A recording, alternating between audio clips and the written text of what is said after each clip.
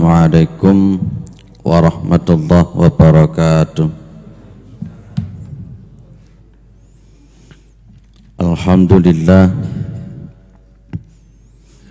Alhamdulillahilladzi arsala rasulahu bil huda wa dinil haq liyudhhirahu 'alad dini kullih wa kafa billahi syahida.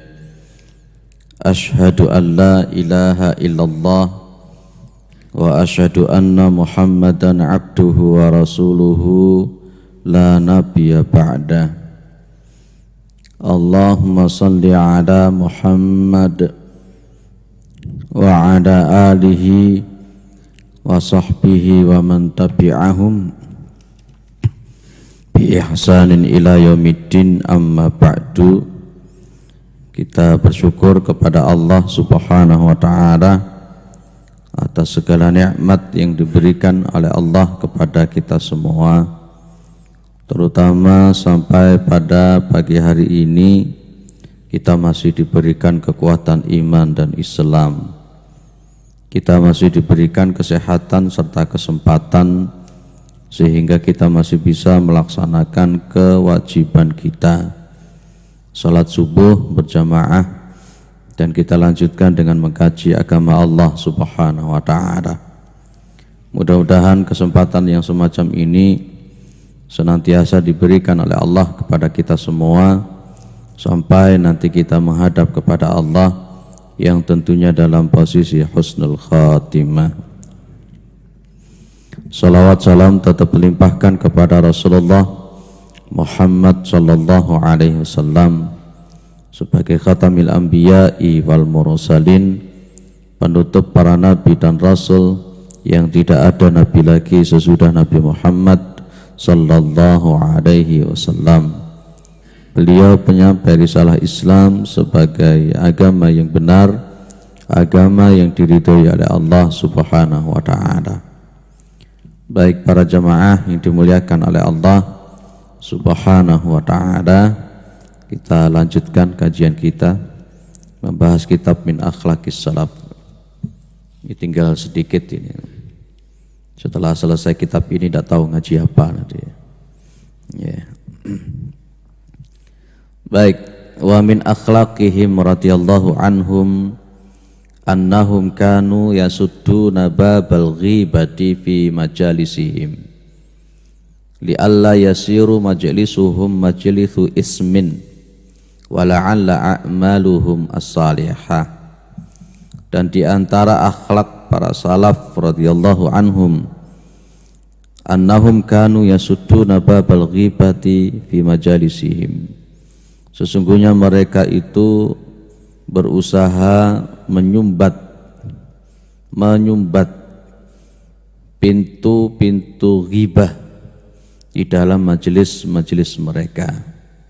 Li'alla yasiru majlisuhum majlithu ismin, supaya majelis-majelis mereka itu bukan majelis dosa. Wala'alla a'maluhum as-salihah, dan barangkali amal-amal mereka adalah amal-amal yang saleh. Dari sini bisa kita garis bawahi para jamaah yang dimuliakan oleh Allah, para salaf itu berusaha semaksimal mungkin di mana mereka duduk, di mana mereka bermajelis, di mana mereka berkumpul, kalau bahasa Jawa di mana mereka jagongan, mereka berusaha di dalamnya tidak ada unsur-unsur ghibah. Ghibah itu berarti membicarakan kejelekan-kejelekan orang. Ghibah itu berarti mengorek-orek, ya, membicarakan aib orang, itu namanya ghibah. Kalau kita kaitkan dengan kajian-kajian kita sebelumnya, mereka itu lebih cenderung yang diucapkan adalah kalimat-kalimat hikmah. Di situ ada kalimat kathratus sumti wan natqu bil hikmati tashilan 'anit talib. Jadi para salaf itu lebih cenderung kathratus sumti, lebih banyak diam. Kalaupun mereka bicara, maka mereka itu akan berbicara dengan hikmah. Wan nutqu atau wan natqu bil hikmah. Mereka kalau ngomong itu juga yang keluar justru malah yang hikmah. Ini cukup menarik sekali para jamaah dimuliakan oleh Allah. Pertanyaan saya begini, bagaimana kalau di pengajian itu, di majelis ini kan di YouTube banyak tersebar ya. Ketika seorang ustadz itu membicarakan kejelekan ustadz yang lain, banyak tahun seperti itu. Ini masuk ghibah atau bukan? Bagaimana seorang ustadz mentahdir dengan terang-terangan, entah itu akidahnya rusak lah, entah itu begini begitu ya, di situ muncul pembicaraan yang tidak dibenarkan, ghibah. Kalau kita bicara ghibah itu kan ketika para sahabat Rasulullah SAW itu bertanya ya, tentang masalah ghibah itu. Jadi Rasulullah sempat juga bertanya juga, atadruna mal ghibah, tahu ndak sih kalian itu ghibah itu apa? Qalu Allahu wa rasuluhu a'lam, Allah dan Rasulnya yang lebih tahu. Maka Rasulullah SAW mengatakan, al-ghibatu dzikruka akhaka bima yakrahu. Ghibah itu berarti sebutan-sebutanmu, pembicaraan-pembicaraanmu tentang saudaramu, bima yakrahu, terhadap apa yang dia tidak suka. Ketika ada di sebuah majelis umpamanya ada seseorang membicarakan kejelekan-kejelekan orang lain, aib itu dibuka, dibicarakan, kira-kira orang yang dibicarakan itu senang apa enggak? Kalau jenengan sendiri, kalau kejelekan jenengan dibicarakan di sebuah majelis, diomongi, dirasani, jenengan suka atau enggak? Nah, itulah diantara makna ghibah itu. Makna ghibah itu di situ. Tapi bagaimana kalau umpamanya itu ada di sebuah pengadilan? Di sebuah pengadilan di dalam rangka untuk menunaikan kasus, menyelesaikan kasus, maka oleh Imam An-Nawawi di situ sebuah kekhususan tersendiri. Lah di sini nih kita nggak ngapa-ngapain, nggak dalam rangka pengadilan, tidak mengungkap kasus, kita ngomong-ngomong jagongan. Lah kok dilalah yang dibicarakan kejelekan-kejelekan orang. Ketika ada seorang ustadz kemudian membicarakan ustadz yang lain, ya di situ yang saya dengarkan sampai ada judulnya di YouTube, jangan ngaji ke ustadz bla bla bla bla bla. Itu tulisannya jelas di YouTube. Dan ternyata saya pengen lihat apa sih sebenarnya kok judulnya kok begitu ya. Jangan ngaji ke ustadz titik. Saya dengarkan ya. Ternyata sang ustadz ini kalau dalam bahasa kita belejeti kesalahan-kesalahan sang ustadz ya, tentang masalah ini begini. Saya berpikir apakah harus seperti ini? Apalagi kemudian dimasukkan ke YouTube. Pas ketika masuk ke YouTube otomatis kemudian umat yang lain juga akan mendengarkan. Duh, kok ada model pengajian semacam itu? Ini kan nggak bagus juga. Tapi kalau para ulama salaf ini malah justru berusaha semaksimal mungkin untuk tidak membicarakan kejelekan-kejelekan orang atau namanya ghibah. Alangkah indahnya ketika umpamanya dia tidak sepakat dengan seorang ustadz, podo-podo ustadz ini orang salah gelut saja nih ya. Ini podo-podo ustadz ini tidak usah saling tahdir mentahdir, apalagi rebutan jamaah. Aduh, naudzubillah min dzalik. Kalau podo-podo ustadznya mentahdir, saling mentahdir hanya gara-gara untuk memperbanyak jamaah, itu sudah masya Allah, itu tidak karu-karuan, tidak benar. Tapi ketika ditanya alasannya amar ma'ruf nahi mungkar. Amar ma'ruf nahi mungkar itu bukan begitu caranya. Lebih baik datang kepada sang ustadz yang dibicarakan, jangan diobrol di YouTube, jangan obrol di majelis, datangi sang ustadz, diajak ngomong-ngomong. Diajak ngomong-ngomong yang enak, gimana. Lah daripada kemudian masya Allah. Lah itu kalau umpamanya disubscribe sekian banyak orang, kemudian akhirnya kan masya Allah itu sang ustadz yang dibicarakan habis-habisan itu kan tidak mau. Nah, kalau untuk para ulama salaf tidak mau begitu, Pak. Bahkan kalau kita melihat di dalam posisi akhlak yang berikutnya, yang dilakukan oleh para salaf itu adalah al-istighalu bi'uyubihim an uyubin nasi wal ijtihadi fi satri uyubil akharin. Ini menarik juga ini. Justru para salaf itu mereka sibuk dengan kekurangan-kekurangan mereka daripada kekurangan-kekurangan orang lain. Wal ijtihadi fi satri uyubil akharin, dan para salaf itu bersungguh-sungguh di dalam menutupi. Nah, iya Pak, Ibu. Mereka para salaf itu malah justru wal ijtihad fi satri uyubil akharin, berusaha semaksimal mungkin menutupi kejelekan-kejelekan yang lain. Oh, ini kan malah justru seperti itu. Ayolah kita memang kalau memang ada sesuatu yang tidak pas, jangan dibicarakan di depan forum, jangan dibicarakan di obral aib-aib orang itu. Kita sendiri pun juga punya aib kok. Kita sendiri ini juga punya kesalahan. Bahkan mungkin kesalahan kita lebih banyak dari mereka. Ya, maka saling menghargai, jangan dibuka aib itu.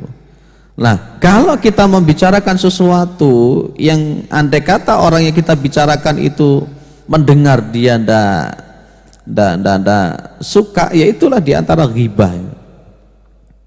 Apalagi begini, kira-kira ini masuk ghibah banda. Jangan ngomong begini, si fulan itu lebih pintar, lebih ahli dari si fulan. Itu termasuk ghibah. Kira-kira kalau si fulannya itu tahu kalau dia dibanding-bandingkan bahwa dia itu lebih bodoh, itu gimana kira-kira? Wah, dia ini Ustadz Subhat, dia dengan terang-terangan dia mengatakan Ustadz ini adalah Ustadz Subhat, jangan ngaji ke sana. Masya Allah. Nah ini itu. Pak, kalau bagaimana kalau tidak di majelis tapi di media sosial? Nggak ngomong tapi di media sosial itu Masya Allah, aibnya diobral. Ustadz ahli subhat umpamanya begini Masya Allah, jangan begitulah. Kalau kita mengikuti para salaf, kalau kita memang betul-betul ahli sunnah wal jamaah, malah justru wal ijtihadi fi satri uyubil akharin, malah justru berusaha menutupi. Ya, Pak, bagaimana kalau dia itu tidak dibicarakan, nanti kasihan umat yang ngaji ke dia. Itu kan alasan-alasan yang ya. Lebih baik datang. Kalau Ustadz Adi Hidayat itu malah minta, ini Ustadz, tidak apa-apa saya sebut Ustadz Adi Hidayat.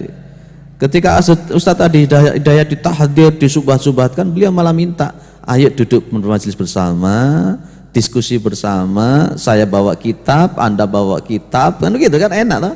Ngomong-ngomong ini kitabnya ini silahkan ngomong yang enak, daripada kemudian mentahdir-tahdir kemudian di YouTube itu tidak bagus. Ya, lebih baik gitu. Para jamaah yang dimuliakan oleh Allah, kemudian ditanyakan pada Rasulullah, ya Rasulullah, wahai Rasul, afara'aita in kana fi akhi ma aqul? Wahai Rasul, bagaimana pendapatmu ketika yang saya bicarakan itu memang betul-betul ada pada dia? Yang saya bicarakan itu benar kok, orangnya memang begitu. Qala in kana fihi ma taqul faqad irtabtahu. Kalau umpamanya memang benar-benar yang kamu bicarakan itu memang ada pada dirinya, maka kamu berarti telah melakukan ghibah. Sekarang ini begini loh Pak, kalau secara logika saya mungkin jenengan cocok ya. Hari Rabu jenengan membicarakan aibnya dia. Tahukah kita ketika dia itu hari Selasanya dia sudah tobat? Ya, kita bicarakan di hari Rebunya itu ya. Ternyata hari Selasanya dia itu sudah tobat dari kesalahan yang dia lakukan. Dan kemudian hari Rebunya itu sudah kadung tersebar, padahal hari Selasanya dia sudah tobat. Kira-kira gimana kalau model begini? Berarti yang jenengan sebarkan gimana itu? Wong orangnya sudah tobat kok masih jenengan sebarkan kejelekan-kejelekannya itu. Itu apa bukan kedzaliman namanya Pak? Kedzaliman itu. Nah ini memang kita kadang-kala tidak memikirkan sampai ke sana. Kita bicarakan bla bla bla bla bla. Marudillah yang kita bicarakan dan sudah kadung tersebar, apa yang dibicarakan itu adalah dia sudah bertobat, sudah klarifikasi dan seterusnya. Masya Allah, hati-hati. Dan kemudian kata Rasulullah, fa illam takun fihi ma taqul faqad bahadtahu. Dan apabila engkau membicarakan aib seseorang sementara yang kamu bicarakan itu tidak ada pada dirinya, maka berarti kamu telah melakukan kedustaan, itu namanya fitnah. Seringkali kita ini kadang-kala membicarakan sesuatu kita tidak tahu betul yang kita bicarakan ini buktinya ada apa enggak. Ya kayak jenengan kita semua ada di Facebook itu, beritanya bener atau enggak langsung share aja. Betul ya Pak ya? Di Facebook itu kadang-kadang yang kita share kita enggak ngerti betul apa enggak, dan sudah kadung tersebar. Nah itu ternyata pas ketika dicek cross check ternyata berita itu tidak benar, dan jenengan sudah kadung menyebarkan berita itu. Dan ini apa bukan fitnah namanya? Apa bukan zalim namanya? Maka sebelum kita membicarakan kejelekan orang, sebelum kita itu nge-share tentang aib orang di media sosial, ayo tabayun dulu. Wa in ja'akum fasikum binaba'in fatabayyanu, itu loh Pak.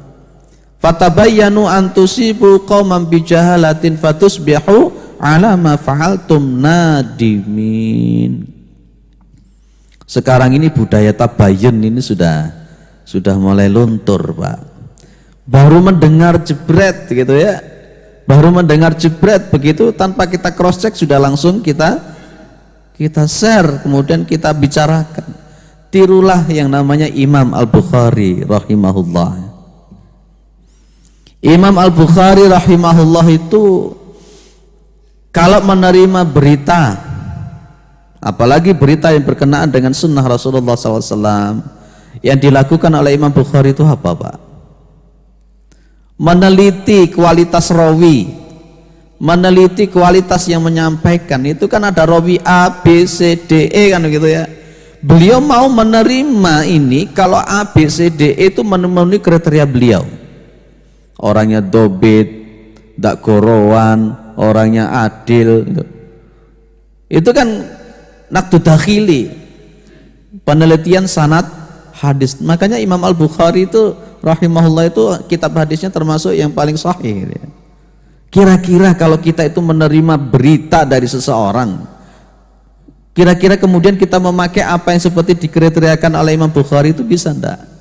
Wong iki biasanya gorowan kok ngomong ini, ndak percaya aku. Kadang-kala kita ndak ngerti, wong orangnya itu gedabrus, apa seneng gedabrus, kok dilala ketika ada berita dari dia langsung kita terima begitu saja.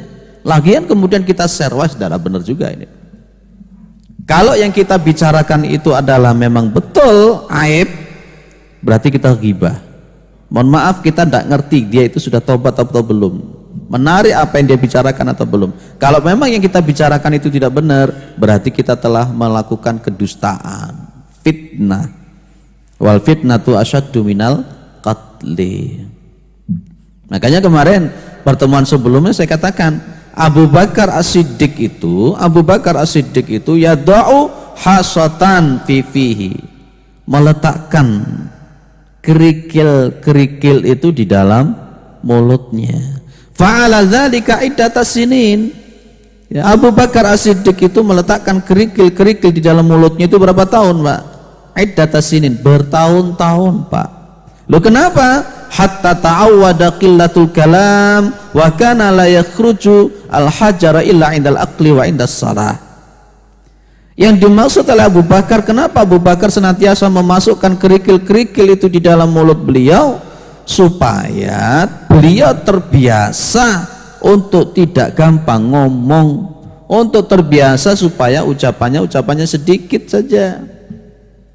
Nah, beliau tidak mengeluarkan kerikil itu kecuali ketika makan atau ketika sholat. Tuh, Abu Bakar As-Siddiq ini luar biasa.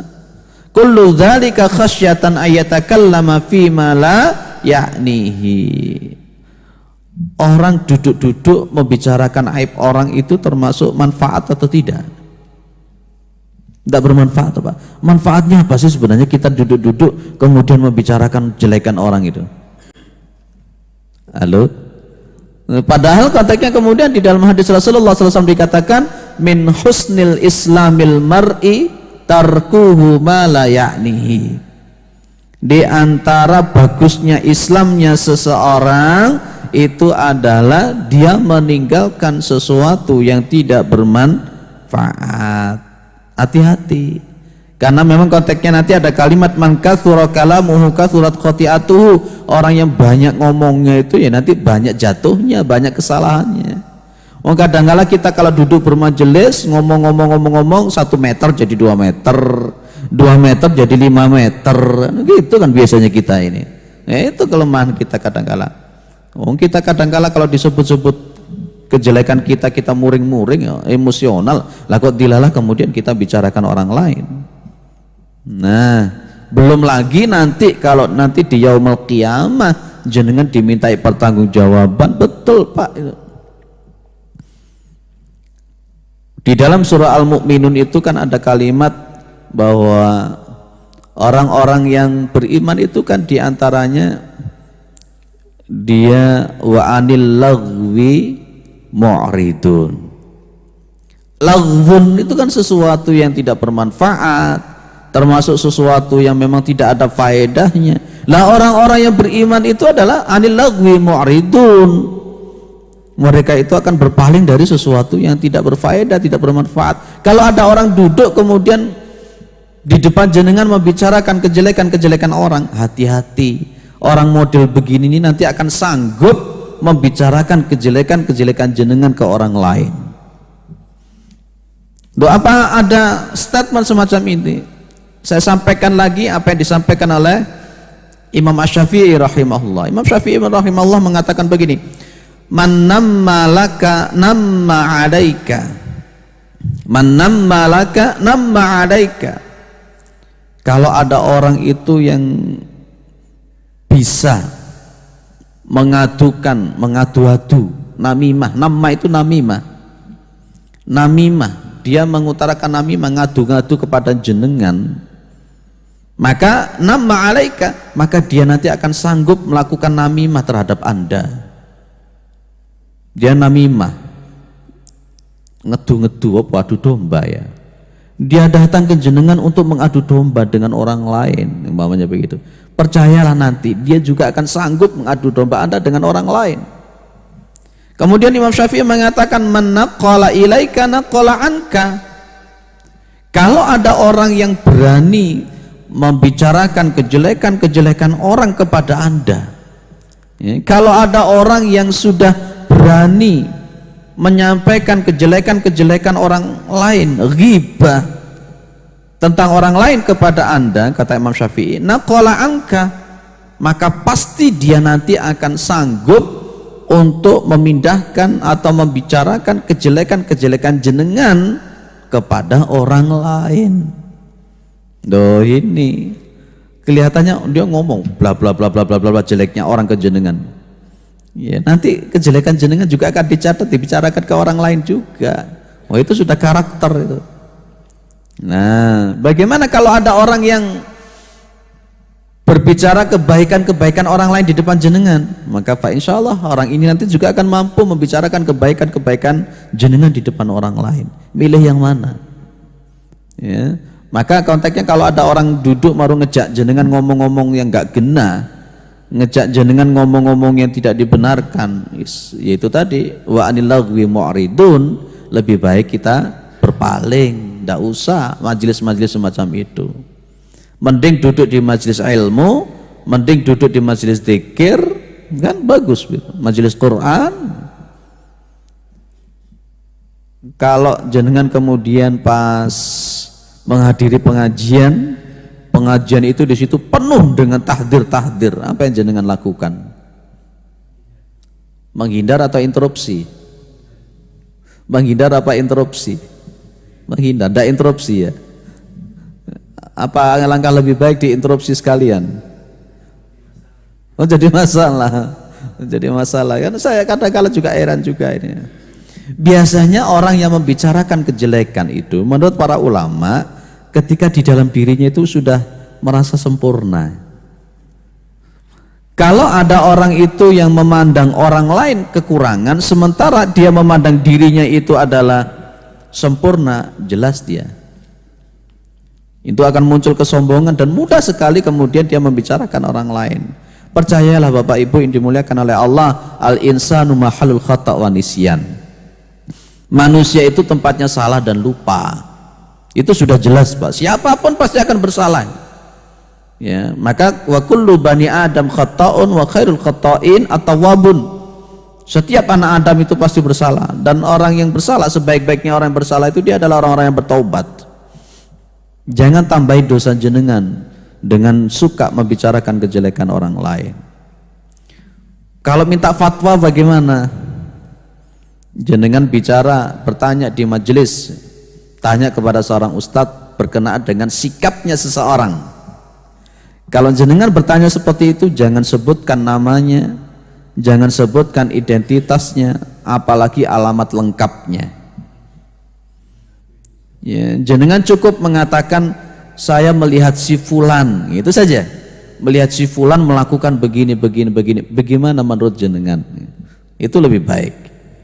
Kalaupun umpamanya sang ustadz itu akan menyampaikan suatu hal yang menurut dia bertentangan dengan Al-Quran dan Sunnah di depan jamaah, alangkah indahnya tidak menyebutkan nama, tidak menyebutkan identitas, apalagi alamat lengkapnya. Ya, secara inisial saja mungkin, tapi kadang-kala inisial pun juga sudah dipahami oleh orang, itu juga sama saja ya. Tapi itulah, kita ini menurut Rasulullah SAW bahwa orang Islam yang lain itu adalah cermin bagi kita. Kalau ada orang itu muring-muring, emosional pembicaraan ya, aibnya dibicarakan, tentu kita juga nanti akan begitu. Para jemaah yang dimuliakan oleh Allah Subhanahu wa taala.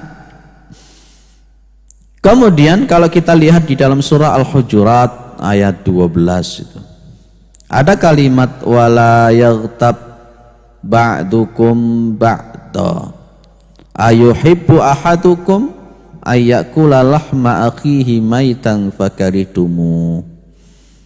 Allah itu menggambarkan ya, kalau ada orang yang membicarakan aib, kalau ada orang itu yang ghibah, itu sama dengan makan bangkai saudaranya. Orang yang jenengan bicarakan itu ibaratnya bangkai, yang bangkai itu jenengan makan. Padahal kata Allah fakaritumu, kamu itu pasti tidak akan suka makan bangkai, itu tidak akan suka. Ada yang suka makan bangkai di sini. Kalau ada orang yang suka makan bangkai itu berarti error itu. Ini error itu. Ada bangkai yang busuk dimakan kok suka. Lah itu kalau ada orang yang suka membicarakan kejelekan orang, kejelekan dibicarakan, masya Allah, diobral aib orang itu. Ya, diobral aib orang itu berarti jenengan itu makan bangkai orang itu. Ya, kalau umpamanya yang bicarakan 10 orang, ya 10 orang itu bangkainya jenengan makan, itu warak Pak itu Pak. Kenyang betul itu makan semacam itu. Lah biasanya kalau kalimat ghibah ini kan di situ wala yaghtab ba'dukum ba'da diawali dengan suudzon biasanya. Ya ayyuhalladzina amanu jtanibu katsiran minadh-dhann inna ba'da dhanni itsmun. Nah itu Pak. Biasanya ghibah itu nanti akan diawali dengan suudzon.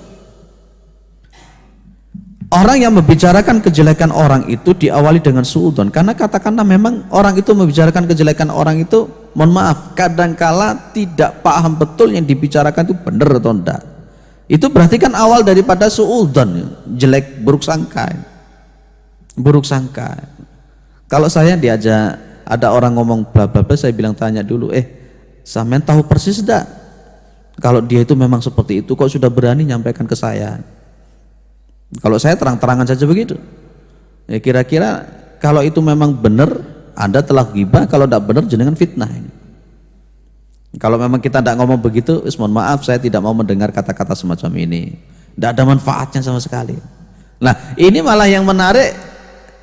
Kadang-kala kita suka melihat entertainment yang isinya membicarakan artis-artis itu ya. Waduh, artis si A murtad, waduh, artis si A, waduh, tambah seneng kita malah membicarakan aib. Ada ricek apa mana itu. Ini Majelis Ulama Indonesia itu kan sudah mengatakan itu haram tontonan begitu. Malah seneng kita melihat seperti itu.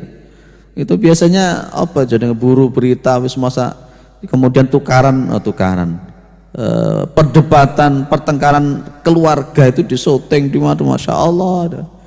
Nah termasuk gini yang masalah hipnotis itu. Hipnotis, orangnya dihipnotis di televisi dan kemudian akhirnya tanpa sadar dia mengucapkan, ya membicarakan apa kejadian-kejadian aib-aib yang ada pada dirinya. Ini termasuk juga kan itu. Dan yang nonton berapa juta itu Pak. Kan orangnya tidak sadar, dia dihipnotis jebret, tak sadar, ditanya-tanya dia otomatis jawab tentang perselingkuhannya, jawab tentang apanya. Masya Allah, ini kan hampir sama dengan mengobral aib orang di depan orang banyak. Itu haram betul-betul. Tidak apa-apa teges-tegesan kalau masalah seperti ini langsung bilang haram. Haram. Di artis-artis yang diobral ini, umpamanya si artis ini selingkuh dengan ini, cinlok dengan ini, lah ini apa? Kita nonton begitu manfaatnya apa? Ini nambah itu sotok. Kira-kira kalau jenengan yang disoting, maruh ditayangkan di TV yang nonton berapa juta itu ridho ndak jenengan? Ya, ridho ndak? Ada istilah di entertainment kan buntuti orang ya Pak ya. Ya, saya diberitahu dibuntuti, disoting, di mata-matai, kemudian pas terengonangi selingkuh, welut macam-macam. Ya Allah, golek duit sampai segitunya itu orang-orang. Nah ini Masya Allah. Jadi itu diawali dari suudzon. Kalau sudah suudzon ada namanya tajassus wala tajassasu. Tajasus itu akhirnya kalau sudah suudzon kepingin ngerti bener apa enggak, dicek, didelok, di mata-matai, oh ternyata bener ya, oh ternyata bener ya. Kalau sudah ngerti tajasus sudah ya, baru kemudian disampaikan, dirasani ngalor itu, ditambahi, Masya Allah. Bapak Ibu yang dimuliakan oleh Allah, ghibah ini adalah akhlak yang buruk sekali. Ghibah ini akhlak yang tidak benar sama sekali, dan itu dibenci oleh Allah dan Rasulnya. Maka bagi kita orang-orang yang beriman, sesuai dengan surat Al-Mu'minun tadi, betul-betul berusaha menghindari yang namanya ghibah. Namanya ghibah. Mudah-mudahan kita dihindarkan dari ghibah ya Bapak Ibu yang dimuliakan oleh Allah Subhanahu wa ta'ala. Malik ibnu Dinar mengatakan, kafa bil mar'i ithman alla yakuna salihan thumma yajlisu fil majalisi wa yaqa'u fi irdis salihin. Kafa bil mar'i, cukup bagi seseorang, apanya? Ithman. Ini namanya tamyiz dalam bahasa Arab itu. Kafa bil mar'i ithman, cukup bagi seseorang dia melakukan sebuah dosa. Allah yakuna salihan, ketika dia itu tidak melakukan amalan yang saleh. Dia tidak melakukan kebaikan-kebaikan. Tsumma yajlisu fil majalisi, kemudian dia duduk di sebuah majelis-majelis, wa yaqa'u fi irdis salihin, dan wa yaqa' itu situ artinya kan jatuh secara linguistik. Yang dimaksud di sini wa yaqa'u fi irdis salihin, dia di situ itu terlibat di dalam mengolok-olok, membuka aib daripada orang-orang saleh yang lain. Irdin itu artinya kan harga diri. Jadi kalau dalam bahasa Rasulullah itu kan layat limuhu, layakhdulhu, kan begitu ya. Seseorang muslim itu tidak boleh mendolimi muslim yang lain, tidak boleh merendahkan muslim yang lain. Kalau dimaksud di sini wa yaqa'u fi irdis salihin, berarti dia terjatuh pada perbuatan di mana di sebuah majelis itu dia itu mengungkap aib orang-orang saleh. Di situ dia membuka kejelekan-kejelekan orang, atau dia melakukan ghibah, itu dosanya besar. Cara tobatnya bagaimana Pak Medi? Kalau umpamanya ada 100 orang yang jenengan rasani setiap hari, itu tobatnya tidak cukup, jenengan hanya sekedar istighfar, astagfirullah, tidak cukup Pak. Karena dulu sudah saya sampaikan, tobatnya kita kepada Allah 3. Ya, istighfar, mohon ampun, kemudian menyesal, dan yang ketiga adalah berjanji tidak mengulangi. Ini kalau dosanya itu hubungannya dengan Allah. Tapi kalau hubungannya dengan manusia, wah jenengan rasani ngalor ngidul, kemudian kejelekannya sudah tersebar. Lah untuk membersihkan apa istilahnya kalau dalam bahasa kita, membersihkan orang itu, membersihkan harga dirinya yang sudah tercemar begitu, mengembalikan nama baiknya dia itu kayak apa kira-kira? Ya kalau kita bicarakan tidak benar. Nah taubatnya tidak cukup, jenengan hanya istighfar astagfirullah, astagfirullah, astagfirullah, tidak cukup. Betapa banyak orang itu yang ahli sholat, betapa banyak orang itu yang ahli puasa, dia soleh secara vertikal tapi tidak soleh secara sosial. Padahal di dalam Al-Quran dikatakan waduribat alaihimudillatu aina ma thuqifu illa bihabli minallah wa habli minan nas. Manusia itu akan ditimpa kehinaan dimanapun dia berada kecuali orang yang berpegang teguh kepada hablum minallah dan hablum minan nas. Loh, ada orang loh Pak, sholatnya getu, ngajinya rajin, baca Qur'annya rajin, jamaahnya rajin, itu secara vertikal dia soleh Pak. Tapi yang diharapkan oleh Allah itu soleh itu juga secara horizontalnya juga. Tidak cukup soleh itu hanya ada di dalam masjid, tidak cukup. Soleh itu juga secara sosial. Jenengan kalau suka membeberkan aib orang, suka membicarakan kejelekan orang, menyebarkan kejelekan orang, itu sudah bukan soleh. Iku jenenge toleh. Toleh begitu. Loh, apakah hal semacam ini bisa menghapuskan amalan baik, Pak? Ketika jenengan bicarakan kejelekan orang, menyebar orang jadi tersakiti, ini jelas akan mampu menghapuskan amalan-amalan baik jenengan hanya gara-gara ucapan.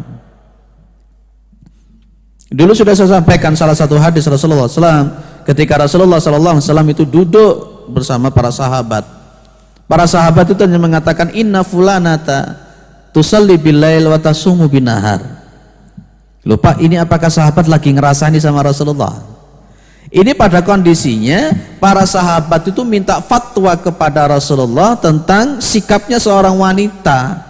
Tapi si seorang wanita ini hanya mengatakan si fulana, tidak mengatakan identitasnya, tidak mengatakan namanya, apalagi mengatakan alamatnya. Tidak. Para sahabat hanya mengatakan inna fulanata, sesungguhnya ada seorang wanita. Ada seorang wanita, gitu. Fulanata. Dia tidak menyebutkan umpamanya Jamilah binti siapa gitu, tidak. Kata para sahabat inna fulanata tusalli bilail, ada seorang wanita yang kalau malam hari dia bertahajud. Wa tasumu bin nahar, kalau dia siang hari dia berpuasa sunnah.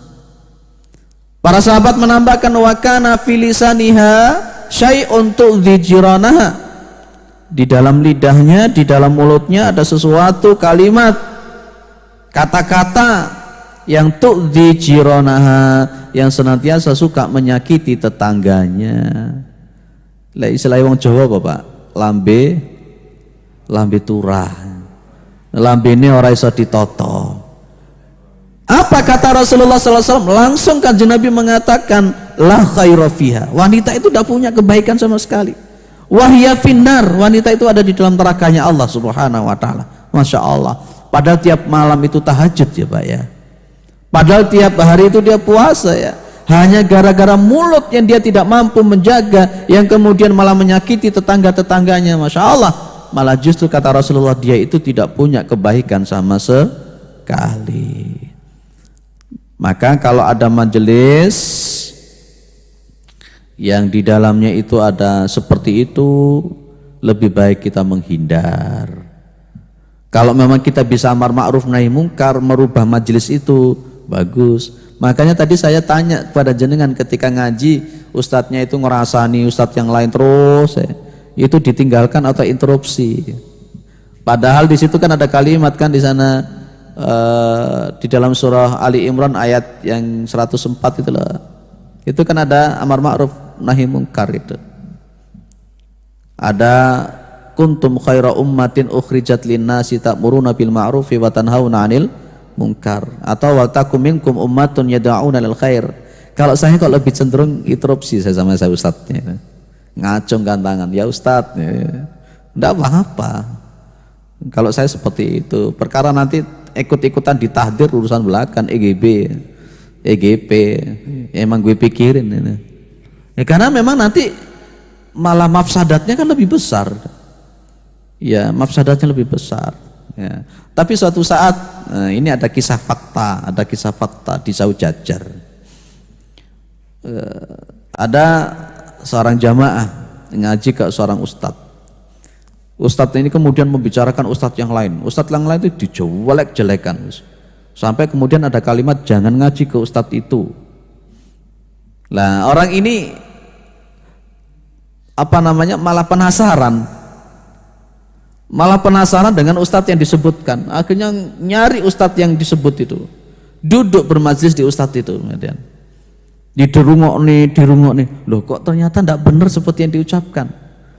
Akhirnya dia ikut ngaji kepada ustadz yang dijelek-jelekan. Nah, malah dilala kemudian setelah ketahuan kalau si dia ini ngaji kepada ustadz yang dijelek-jelekan tadi, malah ditahdir habis-habisan sama jamaahnya. Sampai ada yang traumatik pada waktu itu.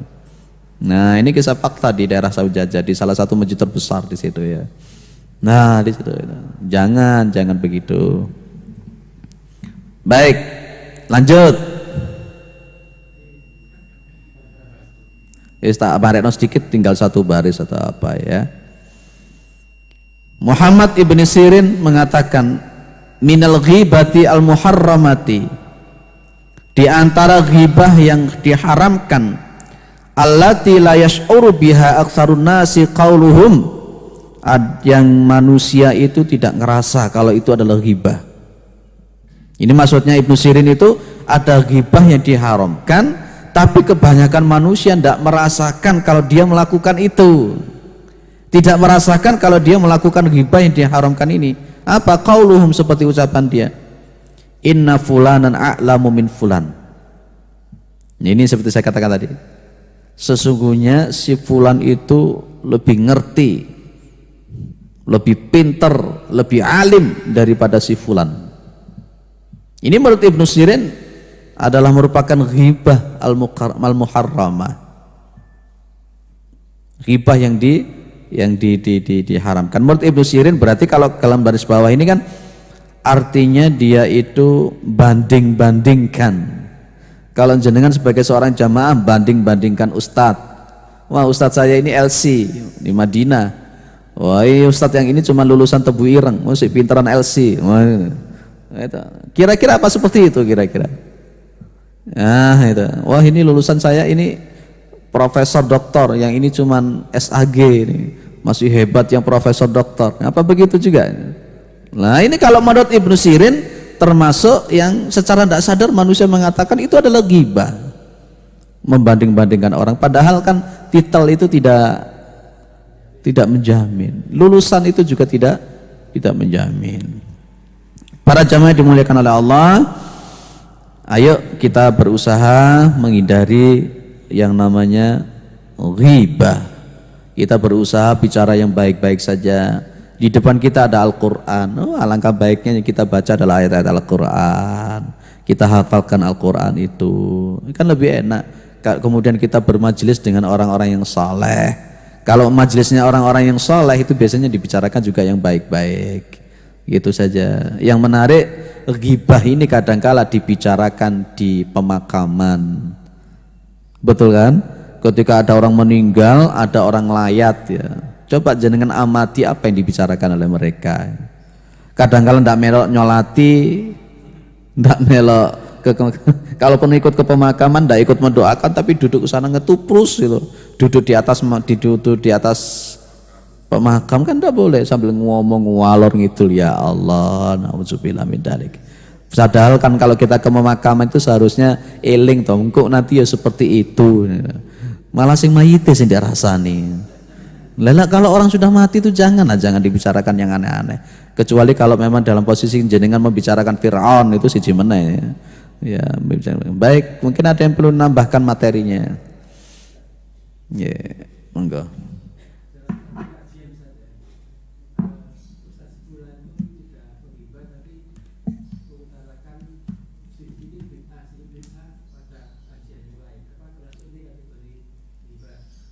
Insya Allah.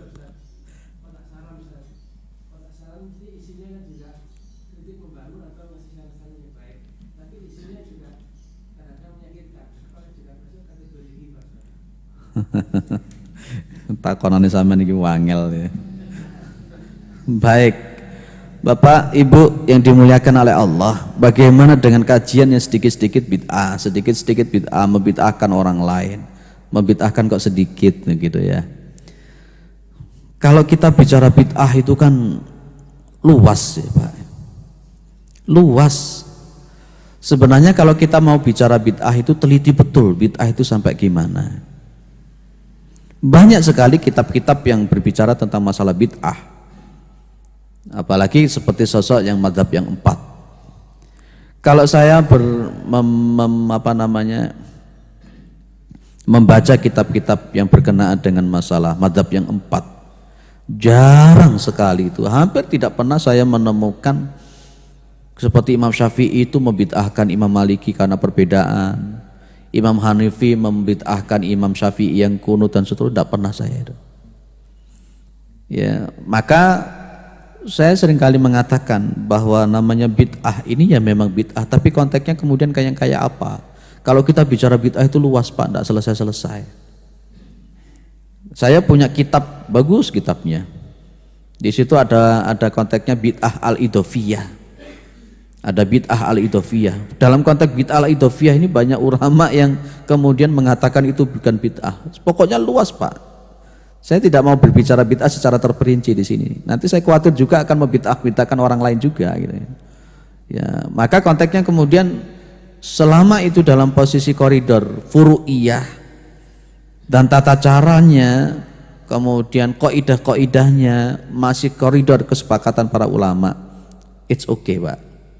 Saya hanya mengatakan kepada para jamaah, jangan sekali gampang mengatakan itu bid'ah sebelum kita kaji sampai dalam apakah memang betul itu bid'ah atau bukan. Apalagi nanti kemudian ada ulama-ulama yang berani mengatakan bid'ah hasanah. Ada ulama-ulama yang berani mengatakan, ini bukan ulama Indonesia ya, tapi ulama yang memang pengarang kitab yang begitu luar biasa, ada yang berani mengatakan bid'ah hasanah. Bukan berarti saya menganjurkan bid'ah hasanah atau apa, enggak. Kalau saya tetap katakanlah harus teliti betul bid'ah itu yang kayak apa. Jangan sampai mudah membid'ahkan orang. Bahkan seperti Izzuddin Ibnu Salam mengatakan ada bid'ah yang 5. Loh Pak Ustadz apa setuju dengan Izzuddin Ibnu Salam? Saya juga tidak sepakat. Tapi saya pun juga tidak gampang untuk membid'ahkan orang, diteliti betul. Nah, kalau memang jenengan kemudian menghadiri sebuah majelis yang setiap yang berbeda dengan dia selalu dibid'ahkan, ya setiap sesuatu yang berbeda dengan dia selalu dikatakan bid'ah, mohon maaf kajian seperti ini nggak bagus kajian seperti ini. Lebih baik jenengan mencari second opini. Jadi kadang-kala memang itu. Wes itu saja jawaban saya, tidak usah panjang-panjang Pak. Saya nanti juga khawatir akan kecemplung kepada yang lagi-lagi. Nah, ini mudah-mudahan bukan pertanyaan jebakan Batman. Tidak ya, saya guyonan saja gitu ya. Saya paling tidak suka dengan mentahjir, suka membid'ahkan apalagi mengkafirkan. Saya termasuk orang yang tidak suka seperti itu. Saya akan terus neliti betul. Kalau ada orang berbeda dengan saya, akan saya teliti. Dan saya tidak berani komentar dulu sebelum saya kaji betul kitabnya apa, dalilnya kayak apa dan sebagainya. Kalau ketemu kitabnya ini yang diberikan oleh mereka, kami melakukan ini kitabnya ini, dalilnya ini, istinbatul akamnya begini, ya wes saya nggak berani untuk mengomentar-komentar. Ya, maka di YouTube itu saya pernah melihat ada kok yang membid'ahkan kunut gitu. Saya gode-gode kepala. Yang mensunahkan kunut itu siapa? Imam Asy-Syafi'i. Imam Syafi'i kan mengadakan kunut itu Pak. Itu dibid'ah-bid'ahkan loh. Imam Syafi'i saja ditahdir, apalagi saya. Loh, itu Imam Syafi'i kan begitu luar biasa. Ya bukan berarti konteksnya kemudian kita fanatisme kepada Imam Syafi'i, enggak. Tapi koridor usul fikih yang membuat kemudian Masya Allah itu Imam Syafi'i begitu luar biasa. Imam Hanafi sama Imam Maliki saja tidak berani mentahdir Imam Syafi'i. Nah, jadi kalau seperti itu kita harus bijaksana sekaligus bijak sini. Nah, bijaksana sekali. Diteliti dulu sebelum kita berani mengatakan bid'ah. Kemudian yang kedua, tadi tentang masalah minta saran, kotak saran. Yang kotak saran itu isinya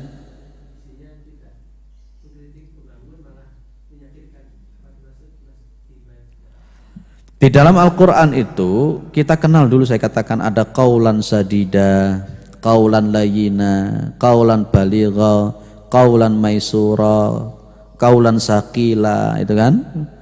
Meskipun itu kita ada masukkan kotak saran, alangkah indahnya kemudian yang kita sampaikan itu adalah secara baik. Yaitu tadi memakai yang 8 hal, qaulan sadida, qaulan macam-macam. Rasulullah itu kalau mengkritik seseorang pun juga memakai kata-kata yang baik, kata-kata yang bagus. Jangan sampai kemudian kata-kata kita, saran-saran kita itu malah justru memberikan mafsadah mudarat yang lebih besar. Insya Allah kita bisa menggunakan kata-kata atau bahasa-bahasa yang lebih baik. Maka termasuk Imam Syafi'i itu mengatakan kalau kita mau ngandani uwong, membetulkan orang, ajaklah orang itu ke tempat yang sepi, diajak ngomong berdua. Lalu itu kan bagus itu. Jangan kemudian langsung tuding-tuding di depan orang banyak begini, jangan. Nanti jangan ngomong saja, Pak, nanti setelah pengajian jangan pulang dulu ya, sebentar saja. Nah, bagus tak? Kemudian diajak ngomong, Bapak, menurut saya kok begini. Itu lebih bagus daripada jenengan langsung di depan orang. Nah, kotak saran juga begitu, Pak. Lebih baik kita menggunakan koridor yang sudah digunakan oleh Al-Quran dan Sunnah Rasulullah SAW. Contoh Rasulullah ketika mengkritik seseorang, ketika memberikan saran kepada seseorang, itu dengan kata-kata yang baik, kata-kata yang lemah lembut, kata-kata yang benar dan seterusnya. Lebih baik begitu. Baik, saya kira cukup ya. Ya, pesan saya kalau berkenaan dengan masalah bid'ah tadi sekali lagi. Okay. Contoh kasus ini tadi dengan seorang jemaah pulang sandalnya hilang, terus dia tahu itu bahwa si A itu yang ngambilin. Nah, dia tidak boleh itu menyembunyikan menutup kejadian itu. Dia tahu persis bahwa yang ngambil itu si fulan itu. Jadi si A itu. Nah, bagaimana itu? Apa termasuk hibah atau bagaimana itu? Dia sampaikan di ini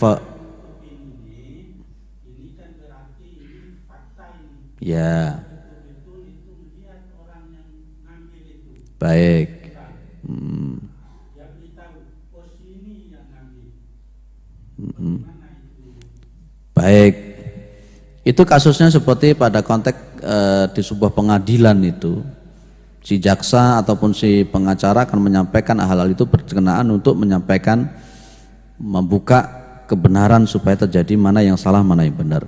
Lebih baik ada tata cara yang tersendiri, Pak.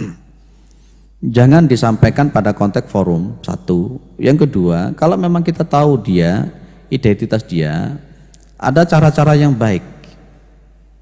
Mungkin kalau kita tahu rumahnya, kita parani saja ke sana, diajak ngomong-ngomong yang enak, dan kemudian kita beritahu.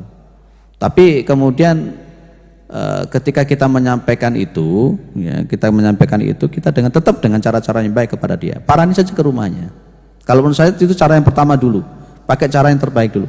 Jangan sampai kecuali kalau andai kata tidak disampaikan, mafsadahnya jauh lebih besar. Umpamanya. Lah maka amar ma'ruf nahi mungkar itu ada 3 kan konteksnya. Wa idza ra'aikum mungkaran falyughayyiru biyadihi dulu, dengan tangan. Jangan punya kekuatan, datangi saja ke rumahnya, ngomong, kenapa begini. Di situ ada kemudian kita mengatakan, andai kata kamu melakukan ini terus, kita akan begini. Itu.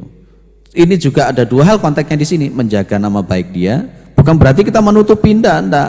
Mudah-mudahan dengan ditutupi, dengan tidak disebarkan, itu dia akan semakin bertobat. Oh, ngerti, ternyata kita masih dihargai harga dirinya. Diparani saja kalau ke rumahnya. Ternyata kalau 1 kali dia itu diparani, dikandani, orang kena macam-macam, lah itu lain lagi. Berarti orang ini perlu untuk ada shock terapi yang lebih tinggi. Kalau saya lebih baik seperti itu, kalau saya lebih baik begitu. Karena kita tahu, yang mencuri orang itu kok Pak, rumahnya di sini. Diparani saja ke rumahnya, datang. Ya, terutama mungkin yang cari yang sandalnya tadi hilang, diajak saja ke rumahnya. Ini loh yang mencuri. Jelas-jelas dikandani di sana ada itu. Kalau saya lebih cenderung begitu, Pak, daripada langsung kita berkoar-koar di depan forum yang mencuri si fulan rumahnya di sini. Nanti muncul, iya kalau dia kemudian terus seperti itu, kalau kemudian dia tobat, tapi ternyata sudah tersebar bahwa dia itu adalah pencuri, ini juga repot juga mafsadahnya. Lebih baik ajak saja yang kecurian tadi sama jenengan yang tahu orangnya, ajak ke rumahnya, inilah yang mencuri. Oh, tidak apa-apa. Tidak, bukan. Jadi jenengan memang termasuk pada konteks yang amar ma'ruf nahi mungkarnya itu. Jadi tata caranya tetap harus dipilah-pilah. Kalau memang prosedural selama bisa ditutupi dulu, monggo. Prosesi kedua, ketika kok ternyata ditutupi kok malah itu, maka kita perlu untuk itu. Jadi ada prosedural. Ketika ada seorang wanita yang memang betul-betul berzina kepada Rasulullah, berzina dan kemudian Rasulullah mengadu kepada Rasulullah, apa yang dilakukan Rasulullah? Diumumkan atau tidak? Tidak. Ya sudahlah, kamu sampai melahirkan dulu. Tidak diumumkan, tidak ada yang tahu. Kalau kemudian setelah hamil, setelah melahirkan, datang kepada Rasulullah, ya Rasulullah saya zina, susuni dulu sampai 2 tahun. Loh itu Rasulullah itu, untuk dianu dulu. Nah itu Rasulullah SAW. Baru kemudian setelah dewasa baru ada rajam itu. Tapi Rasulullah begitu tahu orang ini zina, tidak diumumkan, dia zina. Jadi tidak ada satupun sahabat yang tahu kalau orang ini zina. Sampai segitulah ya Rasulullah SAW. Siapa tahu nanti dia adalah orang-orang yang tobat. Setelah ketahuan begitu, jenengan parani, itu kan ladang dakwah, kemudian jenengan kan disetahu dan sebagainya, dia tobat. Mudah-mudahan aja begitu, mudah-mudahan, amin. Jadi ada maslahah, ada